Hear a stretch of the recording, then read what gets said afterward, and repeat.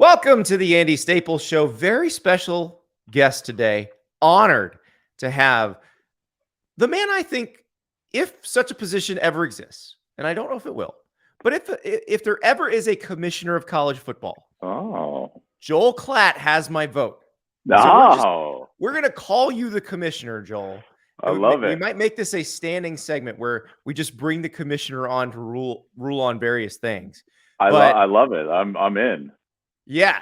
So for those who don't know, Joel calls some games on Fox, the big one, the big noon Saturday with Gus Johnson, was a quarterback at Colorado, was also a professional baseball player, has led a very, very interesting life.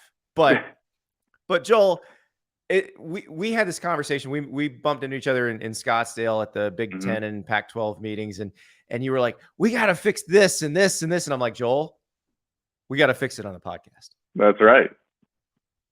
So, well, listen, there's no greater spot to do this than your show. I am a listener, by the way, long time, first time here, long time listener, first time caller. I won't make you give height and weight like Dan Patrick does. No, there you go. I appreciate that. So, I don't think that there's a better spot to just talk about, the sport and then throw ideas out about it. Cause I think that's one of the things that I get so frustrated with. And I think you're probably in the same boat, is that there's just so much complaining and very little like, like there's very little like, okay, so what can we do about it? Yeah. And like, let's think outside the box. There's so much of like, this is terrible. And then you'll throw out like a smidge of a suggestion and they'll be like, you can't do that. And it's like, well, I don't know what to tell you then. So I couldn't wait to do this. Ever since we bumped into each other in Phoenix, I was really looking forward to just sitting down and throwing out, and I don't want to call them wild, but outside of the box ideas that I think, and both of us think could maybe help college football globally. And that's the thing. There are people who more powerful than us, and that, which is a lot of people, but athletic directors, conference officials, that sort of thing, who are kicking some of these things around, but they run into the same type of people you were just talking about. I feel like there's two groups that are sort of standing in the way of progress. One of the groups is the one that says, no, I want it to be exactly the way it was when I was a kid, but that's not going to happen. And then the other group's like, well, unless you can make all of these changes, you shouldn't really do anything. You can't do anything. Yeah, no. Don't let perfect be the enemy of good. So, well, and I would also add to that I think that the first mistake everyone makes is that they try to fix a bunch of the individual symptoms and not the underlying cause, And so I think that's probably where we'll start is, everyone wants to just like throw Band-Aids over NIL or transfer or, you name it, and we'll get into all of it, but they want to throw Band-Aids over all of that and never talk about really the underlying issue, which I believe is governance and the lack thereof, in particular from the NCAA. So until that gets fixed and a structure gets put into place, then I don't think you can really fix all of these other individual things that are, in my eyes, down the line. And that's why I'm making you the commissioner, because you need to be. And I have thrown this out there, and it's written. The Knight Commission and I don't normally agree on things, but I think this might have been pre-pandemic or maybe it was right after the pandemic. They came up with an idea that, hey, just have the FBS conferences break football off of the NCAA, keep their other sports in the NCAA, but just have football be this separate entity run by the conferences that run the college football playoff, which makes sense to me. But then you got to put somebody in charge. Joel, I'm picking you. You may have other ideas of who you want, but let's say we did that. Let's say that happened, and it's the 10 FBS conferences and basically the people who get together and talk about the playoff. Yeah. They're in charge of major college football. They run the whole show. They can create the rules from scratch. They can do whatever they want. What do you think should be some of their first moves if they did that? Okay, so that is the first move, and so that's the assumption that we're done with, right? Is that we've got now a governing body. Yes. And so the first thing that I think that needs to happen is that governing body needs to become, and not electively by its members, but financially, the most powerful entity in the sport. So how do you do that? Well, you got to control the power of the purse. Yep. And right now, the conferences make way more money than they do through rev share outside of any type of monetary plan or playoff or anything along those lines. So the first thing that I would do is that I would give the CFP all of the non-league games as well as postseason games. Right. So and I would this is strip not them conference games. Correct. TV rights. That's right. And so I would take all of the non-conference games away from conferences, and I would put them in a pool, and they would be controlled by this governing body, which I believe, by the way, structurally should be the CFP. So you're basically putting me in charge of the CFP. Yes. Okay. So the CFP is there. It can be a governing body. It's got all the structural elements that you need. And then if you give it more opportunity to sell its rights and gain the power of the purse, now you've really got something. So the CFP would control all non-league and postseason games, and they would go out and they would do media deals with, all of us, Fox, yes. ESPN, CBS, everything. And that would be the single biggest media rights deal in college football. Not even the Big Ten or the SEC in their individual deal would make more money than that CFP entity if they controlled all non-league and postseason games. Right. And this is sort of an in-between what college football has now and say what a pro sport has. Because the NFL or MLB, they all pool their rights together. They all share the TV money evenly. But then, if you're the Cowboys, you're going to sell more tickets and you're going to charge more for tickets. So that's how you can be wealthier than say another team. But in this case, the conferences could still sell their conference game TV rights. So the SEC and Big Ten would still make more, but those non-conference games get split among everybody. That's right. Sort of brings the gap closer together, which I like that idea. I also like, this is what we talked about in Phoenix. I love this because what you would do is cancel out all non-conference contracts that currently exist and put them together on an annual basis. Well, and I think what you can start to do, this would achieve a lot of different things, right? And I think people, intuitively understand what it would do monetarily, right? It would bring conferences closer together. You would still have, as you said, the top conferences be able to make more, and then the other conferences would be able to kind of bridge the gap, if you would.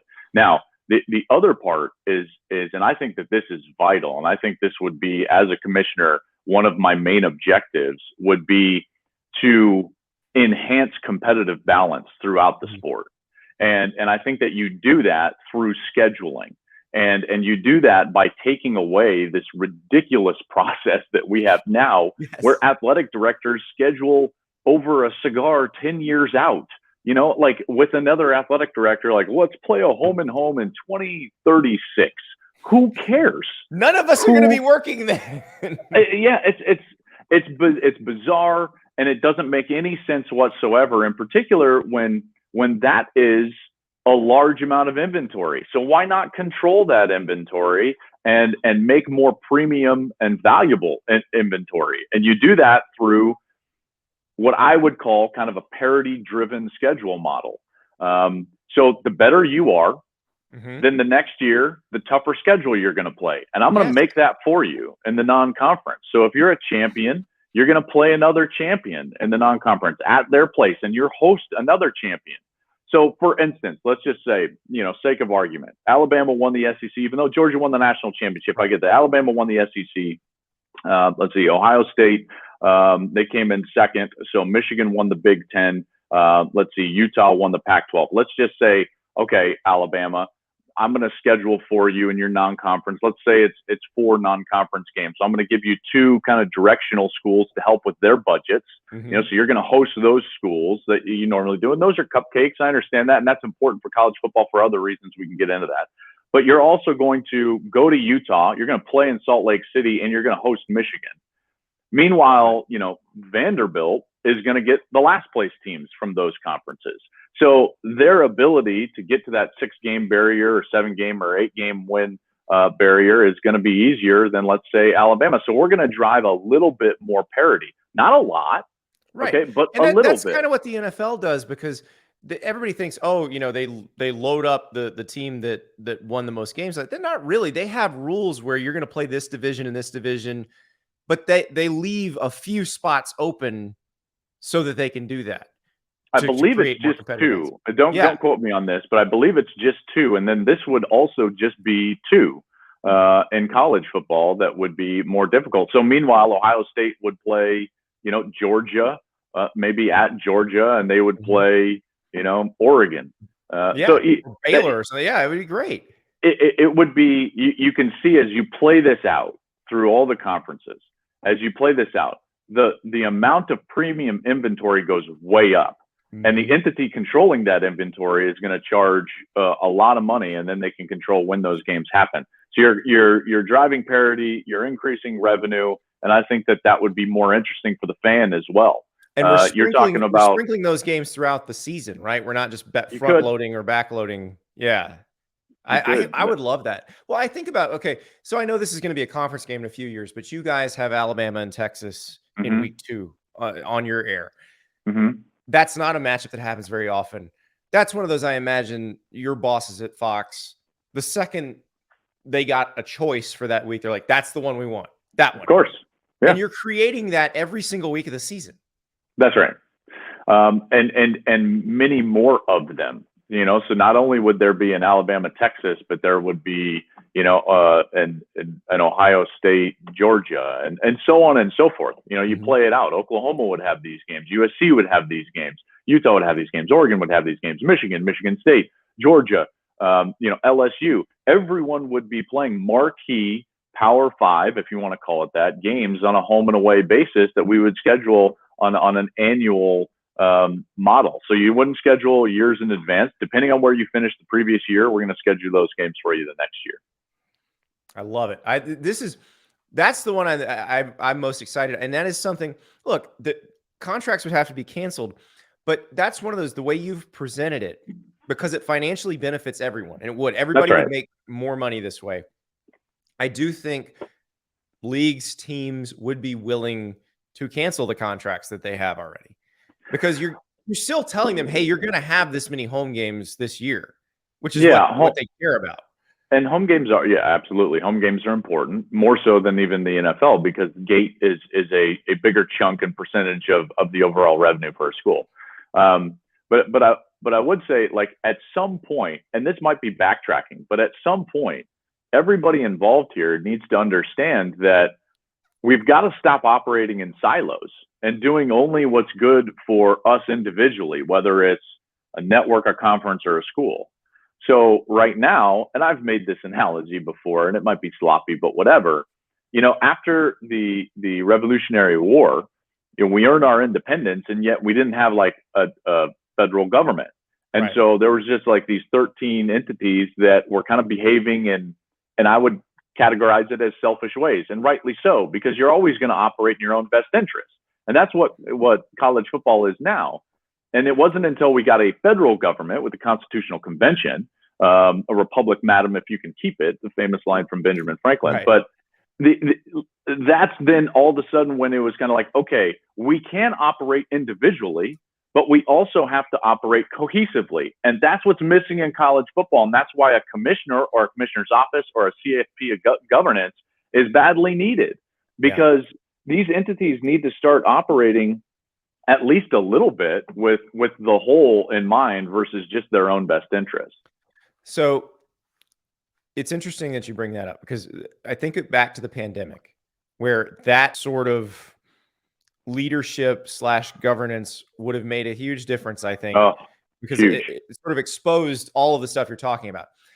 One of the other things that you and I had talked about is another piece of that, because the pandemic, I remember when the Northwestern players tried to unionize, and I wrote, there will come a day when the people in charge who are trying to get them to not unionize will be begging them to unionize. and here we are. I think the pandemic sort of exposed that too, because if you'd had the centralized leadership that you're talking about and a unit, and it doesn't have to be an official union, because I know you were dealing with a lot of state universities, different labor laws and everything, but a bargaining unit of players. Mm-hmm. Had that existed during the pandemic, it would have been a lot easier, because those groups could have gotten together and said, we both want to play. Here's how we're going to do it.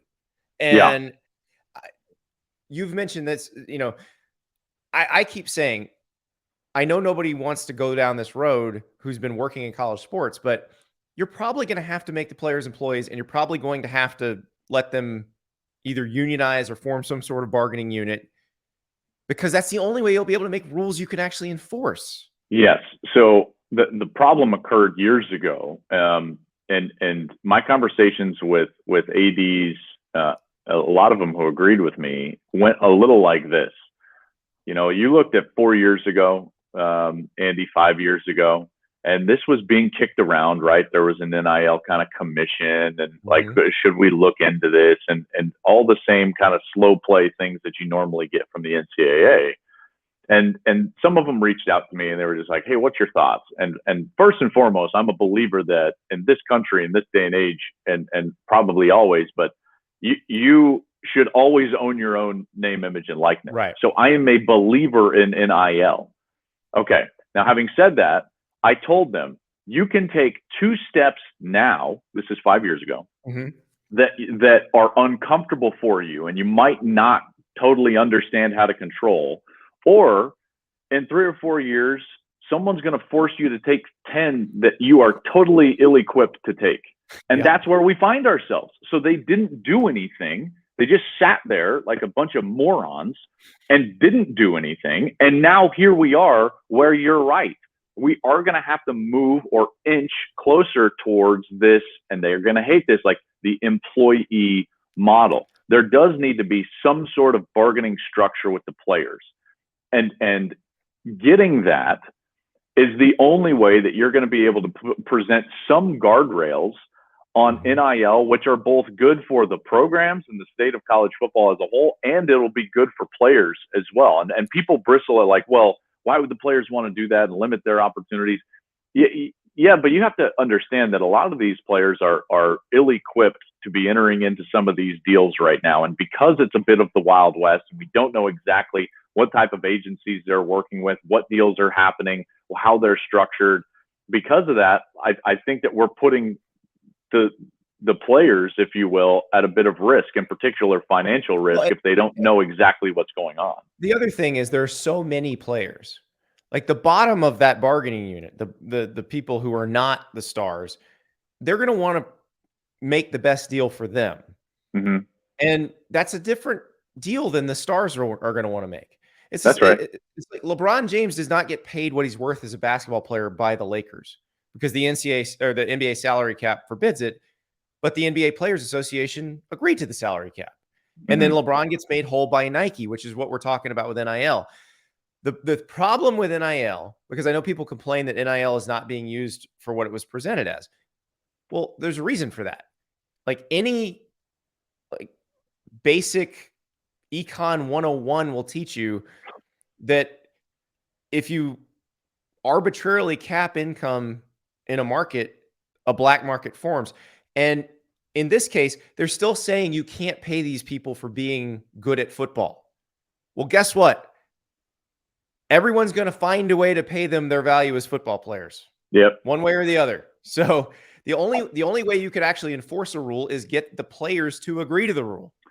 Yeah, and I will say, and this is what's difficult, being a believer in NIL and an advocate of NIL, I do think where it's gone is not great for the sport. I don't know if you agree with me or not on this, but I don't believe that NIL should be used as an inducement.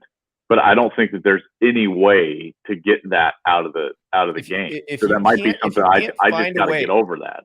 If you can't find a way to pay them for their value as football players, which is the whole point of this thing, then it's going to be this. And I do. Go ahead. I'm not sure if it's good or bad, because here's the thing, and Ari Wasserman and I were talking about this on the show that aired on Monday. If suddenly the top 100 players stop all going to the same 4 schools and start going to like the same 20 schools, Mm-hmm. then the sport gets better. Yes, If I NIL agree with does that. that, it makes the sport better. But we don't know if I agree with we that. don't know. It's been a year. So Yeah, and we don't know how the market's going to react. You know, yeah. it's so new right now. All these businesses and entities are just throwing money around, and there's a lot of money being tossed around. I don't know if that money's going to be there year over year. You know, Yeah. Ohio State, Ryan Day talking about he needs $13 million a year. I mean, where's that coming from? Well, and that's the other thing is I talked to the people running the Texas A&M collective, and they're like, the hardest thing for us is explaining to these people this has to be refilled. Right. Like, Nobody's got hey, that second ask. we rebuilt Kyle Field. We did it. You know, Yeah. like, and that's that's how boosters kind of think, you know, like, okay, Yeah. here's my one donation. Now I'm going to want a national championship. I will tell you a couple of things that I think would help. Okay. So let me get back into an idea. Let me throw out an idea for NIL. Like, Are you ready? Yep. I want a centralized, that I, as a commissioner, I would oversee this body, a centralized body that would act as the agent. So if you could collectively bargain with some form of the players, and then they agreed that, okay, we will allow you to negotiate our NIL deals for us. I would never agree to that if I were them. I understand that, but there's got to be some way to vet these deals. And I think that there's a big like element of player protection in this. Yeah, you police the agents just like the NFLPA or the NBAPA does. That's right. So we need to, in college football, and this is both as far as their career goes, like as players, and now on the marketing side, we need to bring the agents out of the dark. Like they need to register with us, just like they register with the NFLPA. Exactly. As I think you're talking about. Charge them a fee to register, no and doubt. use that to fund the policing of them. You know, if somebody's charging athletes 50% of a deal, which is way more than a standard rate, like then you can take action against them, or you go to the athlete and say, hey, look, this is a terrible deal. And you give the athletes a resource to go to, and they can say, hey, here's what's been proposed to me. And the group in charge of looking at that will look at that and go, don't sign this. This is bad. Well, Andy, you really think, I guarantee you there are agent player deals currently right now that have been signed by maybe the player, maybe a family member of a 17, 18-year-old that is signing away future earnings. Oh, 100%. I know there are. I guarantee that. Yeah. And in this model, that wouldn't fly. Like you could not enter into an agreement. So maybe it's just a vetting process, or it's an actual agency, but there needs to be a spot where all of these deals and the agent deals that accompany them are looked over for the player's best interest. Well, I will tell you, if you've got a system where you have a collectively bargained compensation structure where you're paying them for their value as football players, you don't really, now you may want to police the agents and the agreements they make with the agents. You're not really going to have to police the deals anymore after that, right? Because then you already have a rule in place. And if somebody thinks, because that's why I'll go back to the Cowboys. The Cowboys can't say, if you sign with us, then you're also going to get a deal with AT&T that pays you X amount of dollars. So that violates the NFL CBA. So again, these are rules you could actually enforce, that nobody's going to take you. Somebody could take you to court over, but you're going to win. Like, this would work. And it also, I think, would dip into the tampering, and it would curtail a lot of that, because any deal would have to be, again, vetted. All I want to do is kind of bring all this stuff out of the darkness and into the light. That's what college football needs, is just oversight, Andy. Mm-hmm. Like that's what we need. And I think what people, and in particular on the players' side, need to understand is that oversight, I believe, is in their best interest. I'm not trying to curtail their earnings.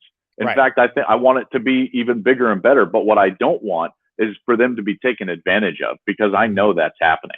I've heard of it. You know, I know of 3 or 4 specific examples of a kid and his family entering awful agreements.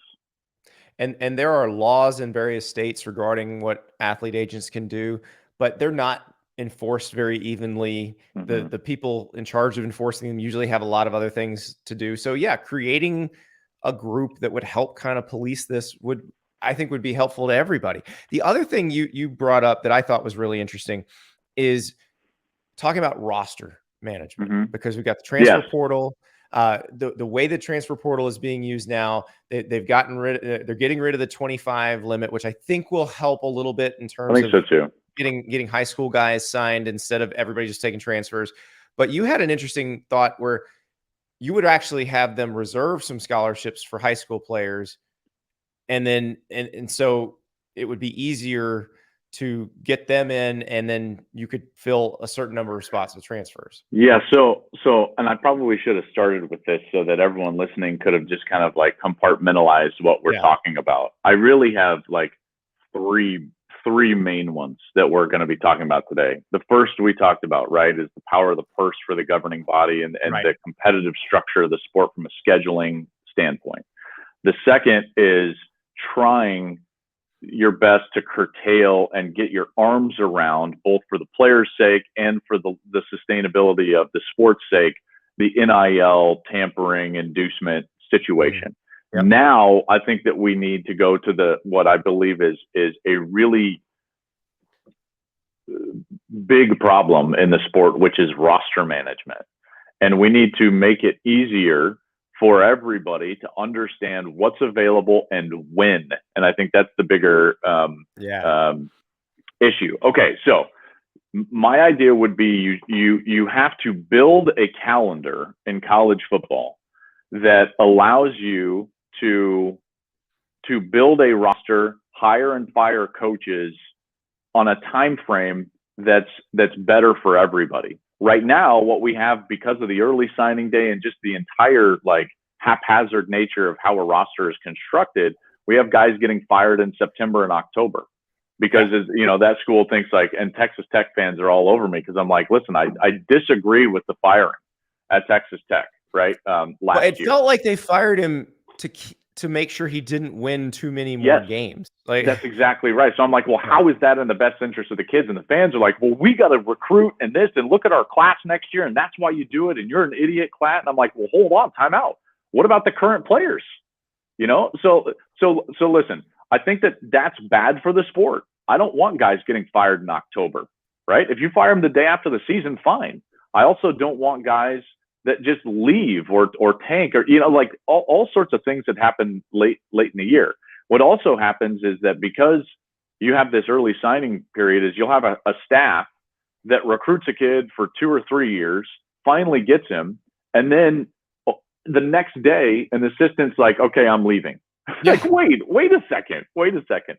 So we need to figure out the calendar in college football of when moves take place. So I'm talking about like when you can sign a high school player, when you can sign a transfer, when coaches get fired, by what date coaches need to be hired, unless there's an extenuating circumstance. And then also the number of scholarships that are available for high school athletes and that are available for your transfers. So I believe that we should not just say, hey, it's a 30 cap or a 35 cap or a 25 cap. Right. It shouldn't just be capped. It should say you have 22 spots available for high school scholarships, and you have 8 spots available for transfer scholarships. Go ahead. Which is kind of, it's sort of like the NBA with like you have a mid-level exception. You could do this and this. Yeah. And that makes sense. And you could also probably set it up where you could use as many as you want on high schoolers, but it takes away how many you can take as transfers, or however you want to do that. Up to 30. So you could take 30 high schoolers if you want, but I think that capping the transfer portal at like 8 per school would do a couple of things. And first and foremost, it would put a hard number on the portal.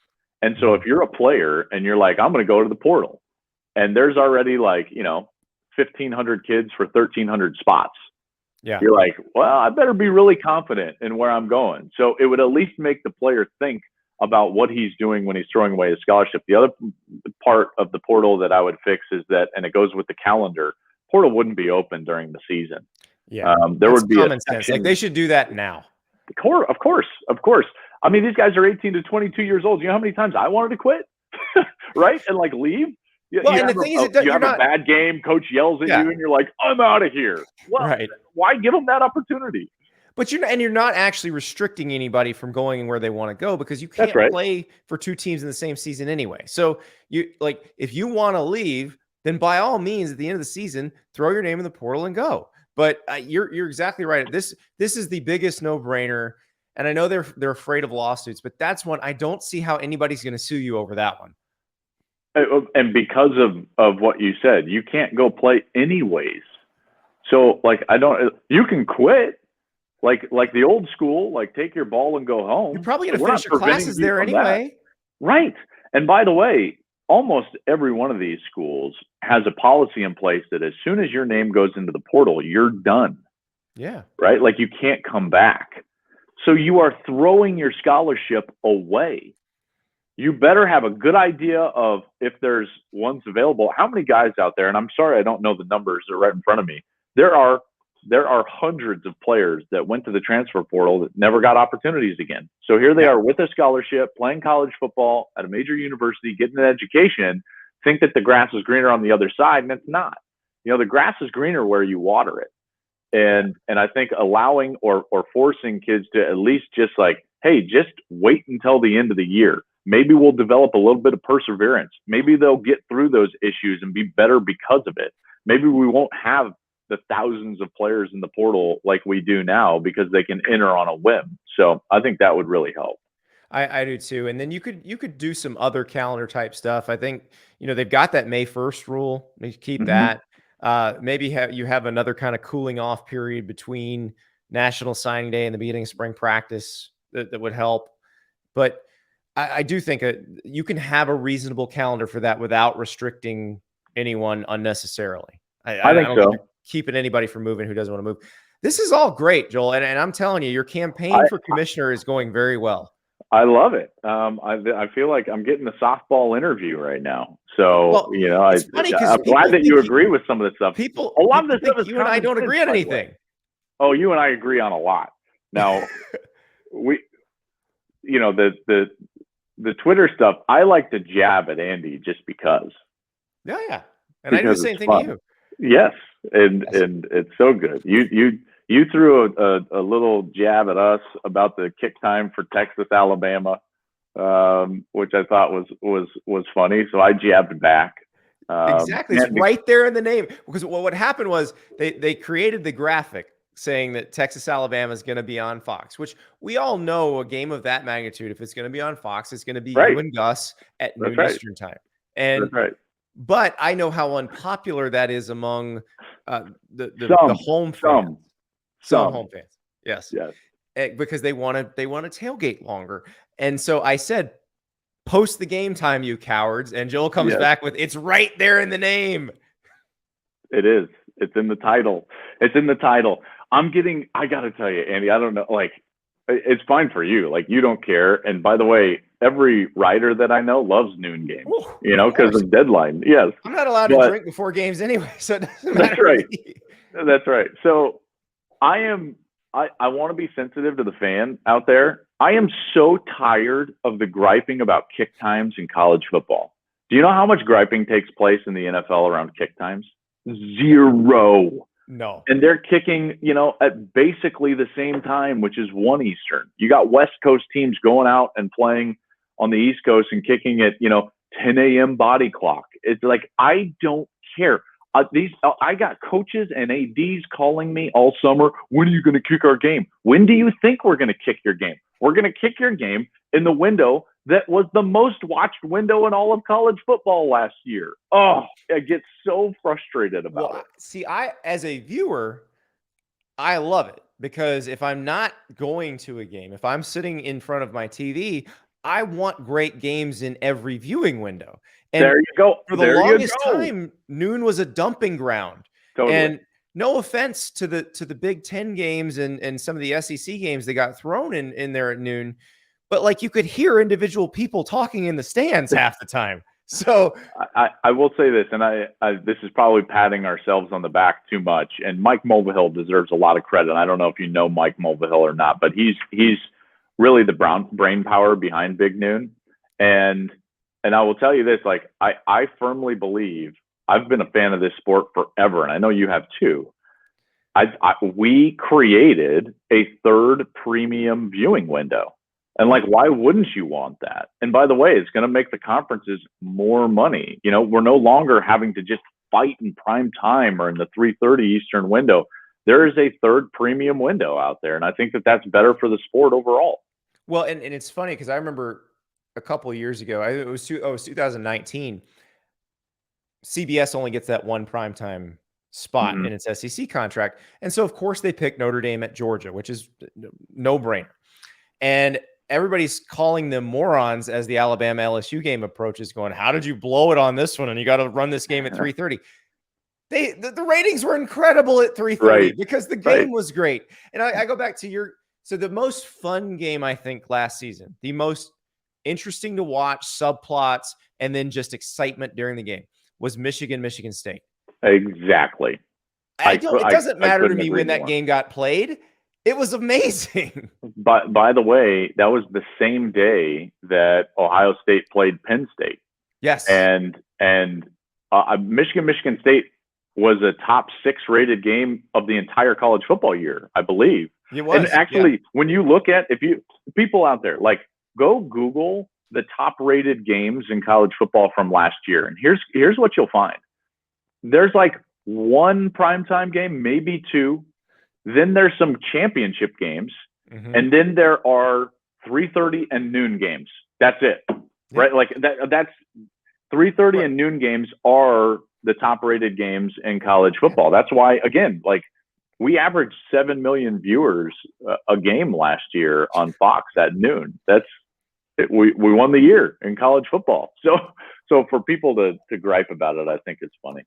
Well, if we can just get the West Coast folks on board for a little kegs and eggs, I think we're ready. We did it that one time. Do you remember the COVID game? It was the first week back from the Pac-12, and USC played Arizona State. Yep.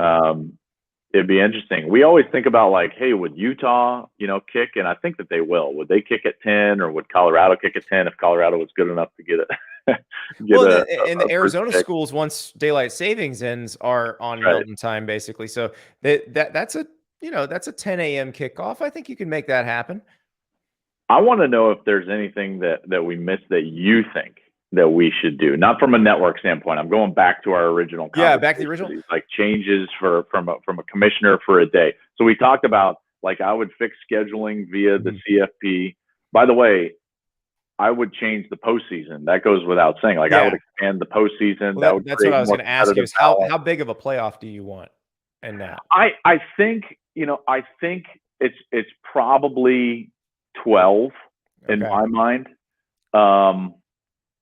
I think that's the number that I like. You have to have first round buys. Yes. Like, see, that's what I thought 8 was perfect. And I got talked into 12 because of the buy thing, because it means so much. And it adds another layer of intrigue to the regular season. If you don't have those buys, it's going to really hurt the SEC, first of all, and any other conference that has 2 really good teams, because one of their most valuable assets is their champ game. So you have to retain that value and the premium nature of that champ game, and you do that by incentivizing the winner.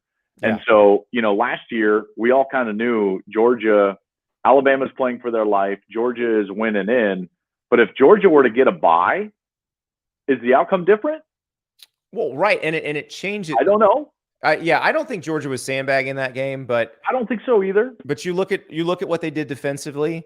They did the same stuff they'd done all year. They didn't try to copy the teams that had limited Alabama's offense.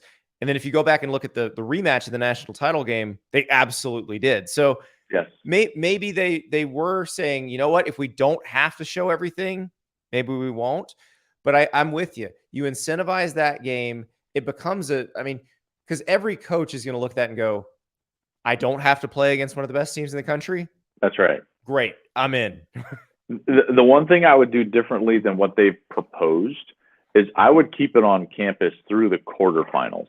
Me too. And it's because of I want the winner of those. I want those 4 best teams, if you will, best champions. You would have to win a championship to have a bye in my model. And those 4 teams that were the 4 best champions in the country would not only get a bye, but they would host. Yeah, guaranteed home game. And look, you understand this because you are doing games in the best environments, the biggest games. There is no way you can make a bowl game except maybe a Rose Bowl, but there are no other bowl games that come close to the environment of a great game at the Horseshoe, Tiger Stadium, Spartan Stadium, Happy Valley, the Swamp, you name it. That's right. The Hedges, Tuscaloosa, any of it, Kyle Field, any of these. And by the way, I've been to Rose Bowls. I was at, not many, but I've been to Rose Bowls. I was at the TCU Rose Bowl when they won over Wisconsin. And then I went this last year, and it was the first time I got to take my boys to a football game, which was really exciting. How was that? But it was amazing. And the game was amazing, and the setting was amazing. But I can tell you this right now, it pales in comparison to a dog having to go into the shoe and winning. Yes. Right? Like, it just is. Or if Ohio State would have had to go to Utah and play in Salt Lake, you know how tough it is to play in Salt Lake. love Rice Eccles Stadium. I love the muss. Like, yes, it's so much fun. So, and that's the other part. You kind of show this off to the country because it's not the same as the NFL. Like, I get, like, when the Chiefs fans are like, well, we're really loud, and the Seahawks fans are like, we're really loud. No, you're not. Not compared to, like, when Jordan Hare at Auburn, when they're going crazy, that place feels like a jet engine, like you're sitting inside it. And Kyle Field, same way. Bryant Denny, same way. So that's the thing. I would love for that to be showcased. I think in terms of a TV product, it's a better product. It absolutely is. And unfortunately, the adults in the room get in the way of what can be a very simple playoff structure. I firmly believe that. I don't believe there should be automatic bids. I believe that there should be 6 automatic champions that go, but not designated to a conference. So I was on the side of, hey, just if you've got the power and you can get yourself an automatic bid, go for it. Bob Bowlesby was the one who sort of talked me out of that because he goes, look, we would need it more than anybody, talking about the Big 12, but it's lawsuit bait. Yes. Like, why bother? Why not just say we're going to be one of the 6 highest ranked champs anyway, and we're getting in? And that's right. He's right. There's no scenario where they wouldn't have gotten in. That's right. And by the way, like they get scared because they can't see past the folly of what has now gone by the wayside. Okay, and this is what I mean by that. They were so scared of the 8-8 team that got into the championship game somehow, and then like they win and they're your champion and they're not one of the 6 best champions. It's like, well, all you had to do was get rid of divisions, which is another no-brainer, right? Which is happening now across the country. In most conferences. I know the Pac-12 is doing it this next year. Yeah, but again, the Big Ten's the only one, it seems like, where there's even a question about whether they'll keep them or not. But the SEC, they will. And so is the ACC. They will. The Big Ten will get rid of divisions. I firmly believe that. But you know what I mean? Like, that's what they were scared of, and it's like, well, change it then. I don't understand. So yeah, the playoff model I think could be really cool. The one thing that I'm a firm believer in, and this is in business and life or whatever, you got to know what you're strong at, and you've got to accentuate that. You've got to lean into your strengths and make them stronger, because that's how you're going to separate yourself from others, whether it's individually or as a group. And in college football, what separates college football from the National Football League is the fact that you've got this organic home field type of corporate. Yeah, grassroots bands, yeah. Make that part of your postseason. And I don't understand. And by the way, I like these guys a lot. But if Gene Smith talks about the pipes in Ohio stadium one more time about we can't play when it's freezing. I have been freezing in that stadium more times than I want to. Like, it's cold in November. What do you mean? Like, you can't play a game 2 weeks later? That makes no here's sense. The thing. If they book Ford Field for an Ohio State playoff game, I would if I were a Michigan person, I would sabotage Ford Field and force them to move to the big house. Why would you do that though? But why would you do that? It just wouldn't feel right. I mean, going to corporate and stale environments, I think that they should avoid at all costs. So I think that's a generational thing, though, Joel. I think you and I are a little bit younger than these folks, and these folks have grown up around the idea of the bowls are important. We don't view it that way.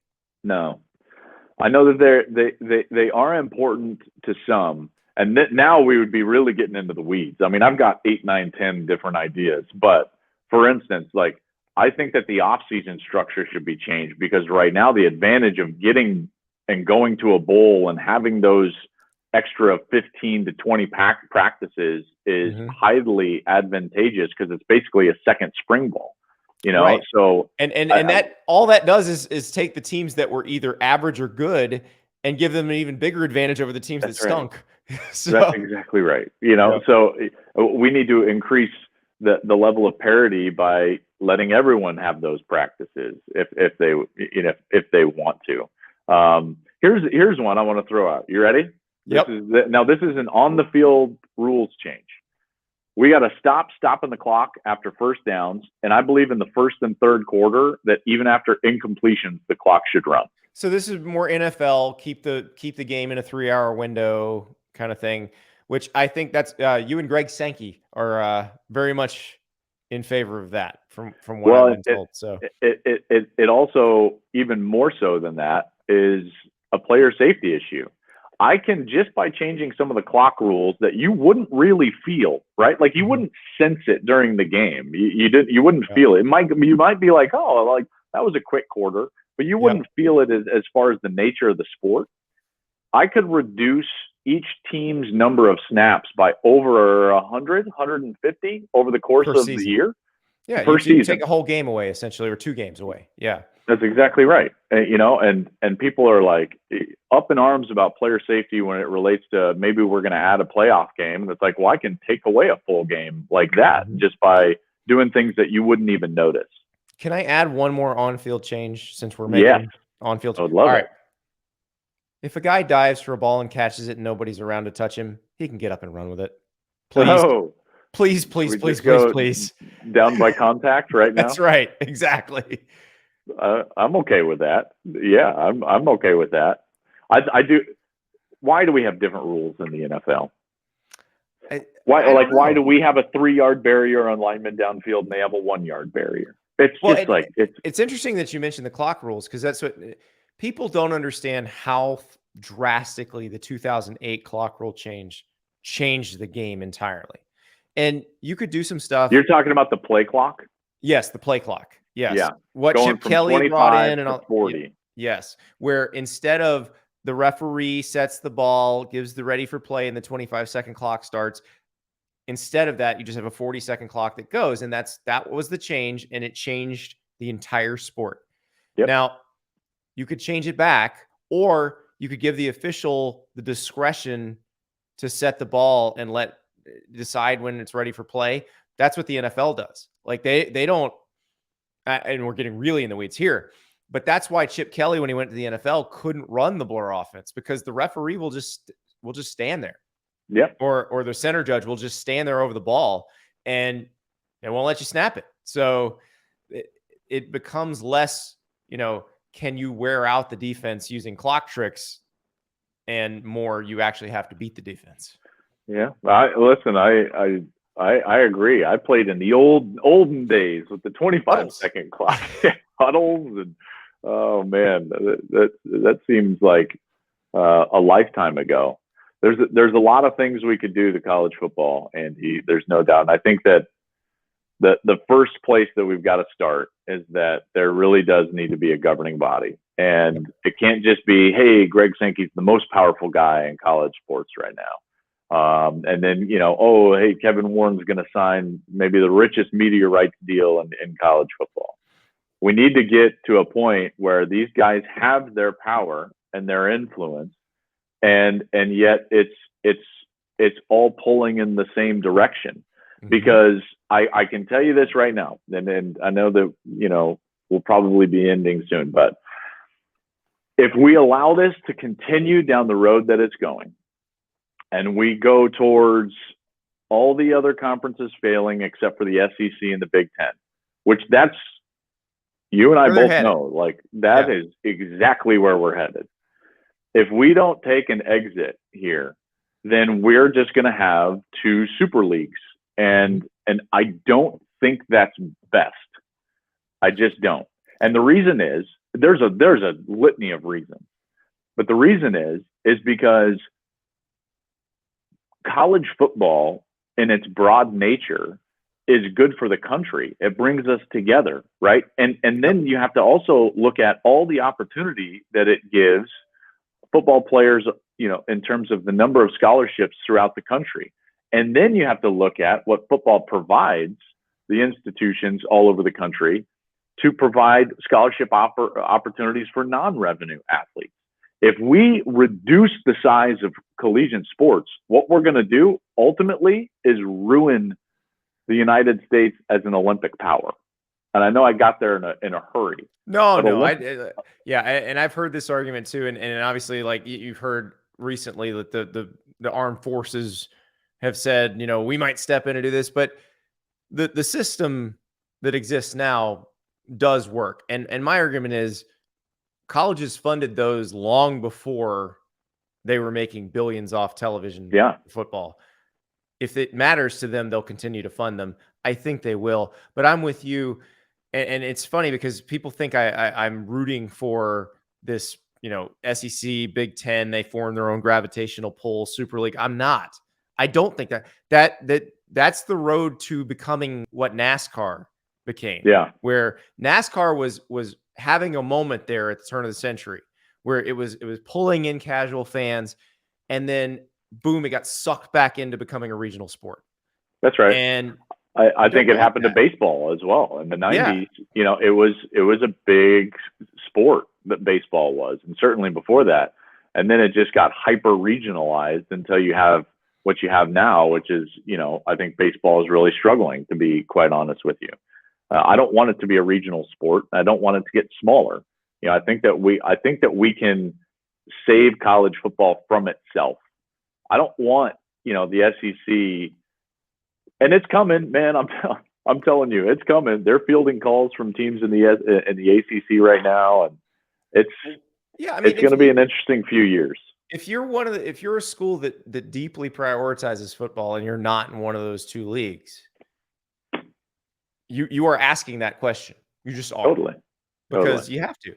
Well, when Commissioner Klatt's in charge, it's going to start to turn around. Joel, hopefully we can bring you back. We're going to hand you the commissioner's gavel, and we're going to bring you back every once in a while and just have you rule on various things. I think that's the best way to handle this. I love it. I really enjoy conversations like this. I really do. And I know that you think about and care about the sport deeply, which is why I enjoy having these conversations with you. And I'm sure we'll get to a subject that we disagree on at some point, but I would love to. I would love to come back. I listen to you guys all the time. You guys, as a former walk-on, I have reluctantly come over to you and Ari's side of Stars Mattering, which they absolutely do. Hey, but as a walk-on, it's hard for me. From one walk-on to another. Now, the difference is you were a good walk-on. Like, I was the walk-on. I don't know about that. I was the walk-on who walked through the gates of the practice field, turned to the right, and saw Javon Curse with his shirt off, and was like, "Nope, I don't belong here." I'm out of here. I'm out of here. But yeah, it is amazing. But yeah, we're gonna preach the gospel of Stars Matter, but maybe spread the stars out a little more. That's the plan. Your plan might do that. So. I'm ready. I'm ready for the schedule reveals. I'm ready for I'm gonna sit in a bridal shop in Birmingham as the schedule gets revealed and write the story from there. It's gonna be perfect. But Joel, appreciate it. Thank you so much. You got it. Thanks, Andy.